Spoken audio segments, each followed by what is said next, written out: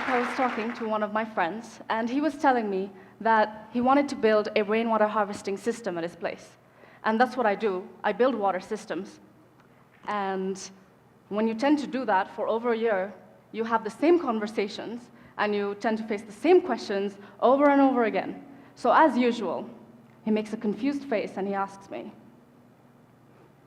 "Can we really drink rainwater, though? That doesn't sound very safe to me." And because I've answered this question a million times before, I have up my sleeves various responses. So depending on what sort of a person they are they a technical engineer sort of a person, I tell them, well, this is the data of rainfall in your area, which means that 4 to 5 people can go off-grid with your location, with your area of land. If they seem sort of young and obsessed with their cell phones, I tell them, I'll send you a YouTube link. It'll explain everything. You should share it on Facebook. I love young people. If they wear a lot of makeup, I zoom right up to them and I tell them, see this flawless skin, no pores, no blemishes, and that's drinking rainwater all year round. Right. Thank you. So different markets, different strategies. But my absolute favorite reason has to be that we, as a species, have harvested rainwater for centuries now. It's true, it's only been verified recently as safe, but pretty much there hasn't been not one single settlement in the history of human civilization that has not harvested rainwater. And that is reason great enough, right? Right? Now, unfortunately, that happens to be one of the worst, most inefficient, worst ways of convincing anybody to get a rainwater harvesting system. That would not work. What would work is if you said, developed nations have harvested rainwater for decades. Developed nations use rainwater in their hospitals, they use it in their universities, and they drink it in their homes. States like Tamil Nadu in India have made it mandatory for all new building constructions to integrate these systems. And when I say these things, the other person is thinking, oh, well, if developed nations do it, that must mean it's safe. If developed nations use a technology for decades, that makes this technology more credible than my ancestors using it for centuries. That's not nice. But it's not about the time. It's not about this decades versus centuries. You know, it's not about the cultural pride or the national sentiment. This is a problem of today. This is a problem that affects our future.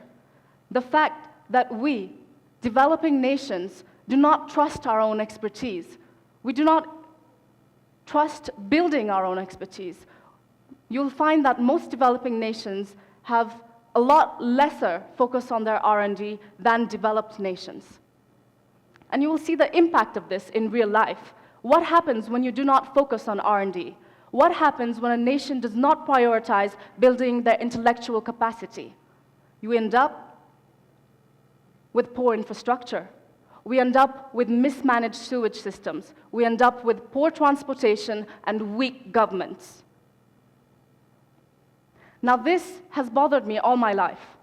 And even since I was a kid, I remember as a teenager, people saying, oh my God, Sajal, you think too much. People still say, Sajal, you think too much. But I felt that I wasn't the only person thinking this.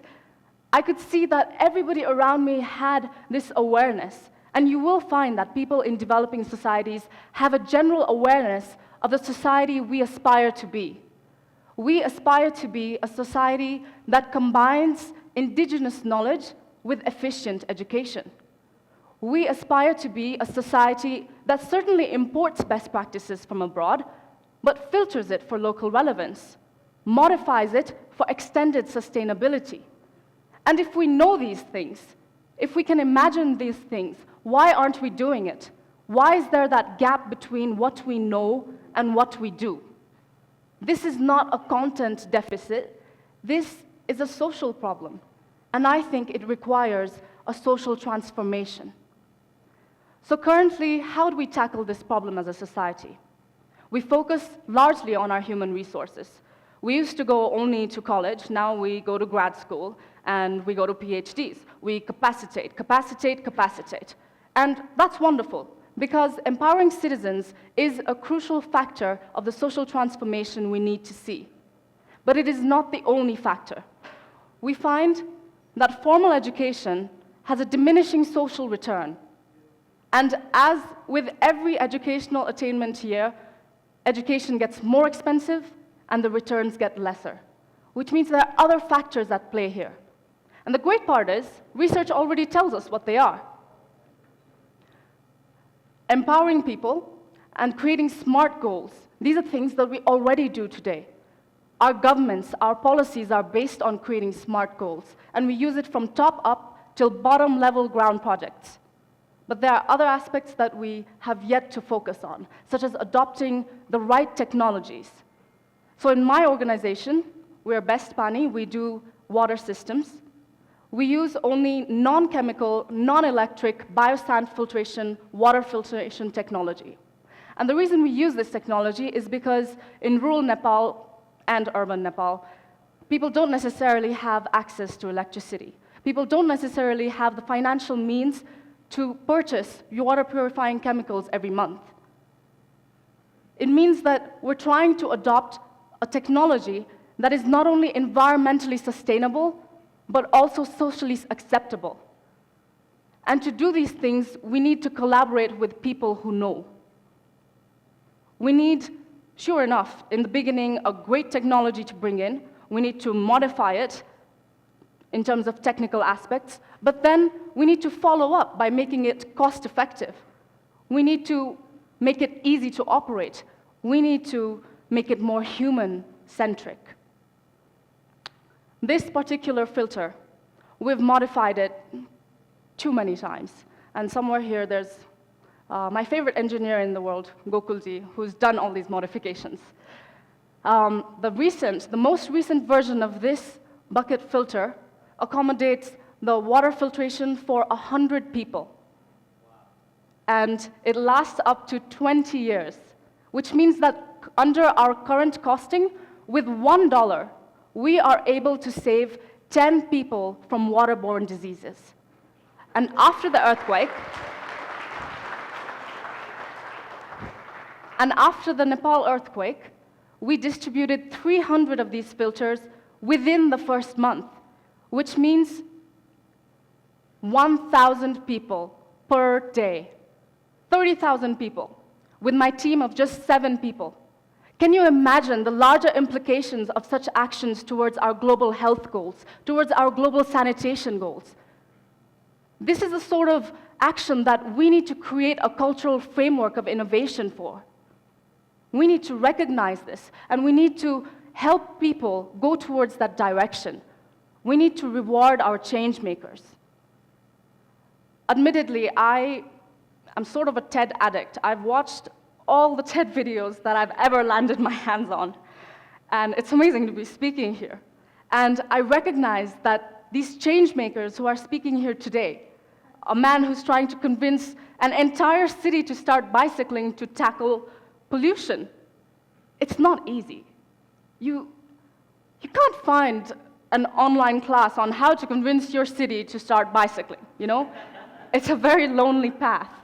And we need to be here to encourage our change makers to create and pursue higher standards of efficiency. And in turn, we get inspired by them to reach a common rationale. We get inspired to align our minds with exemplary principles, align our actions with exemplary practices. This is not about the content knowledge. It is just the culture. It is the culture. It is a culture that fosters and grows innovation. And this is important to remember, that innovation alone is not good enough, because innovation is only as good as a society's ability to harness it. And although this idea is not vocalized in the mainstream, it is certainly reflected in our global goals. I want everybody to recognize that there is a need to marry international innovation with local knowledge. And this marriage of mind and action, it is a marriage. It is not an adoption. It is a marriage that delivers mutual respect and space for input. And it requires a social transformation. The better we align ourselves to the principles of social transformation, the better our developing societies will be able to head towards a direction of a more truer and a sustainable development. Thank you.